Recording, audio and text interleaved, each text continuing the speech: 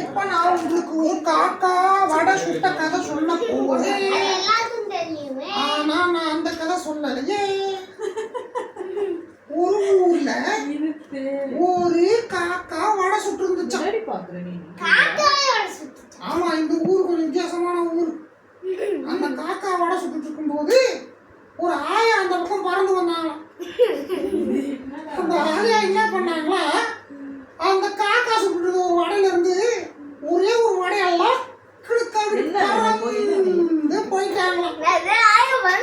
ஆமா, இது ஒரு புது ஊர். இந்த ஊர்ல ஆயா பிறப்பாங்க, காக்கா வடை சுடும். அந்த காக்கா என்ன பண்ணுச்சா, அந்த காக்கா எப்படி இருந்துச்சா, அப்படி அழுதுட்டு இருந்த காக்காய்க்கு அந்த பக்கம் ஒரு நரி அப்படியே வந்துச்சா.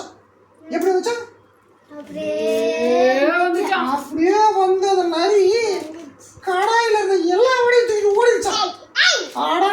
கம்முனாட்டி நரியை காப்பாத்த வரும்னு பார்த்தா எல்லாத்தையும் தூக்கிட்டு போயிடுச்சு நினைச்ச காக்கா. காக்கா அழுதுகிட்டு இருந்தான்.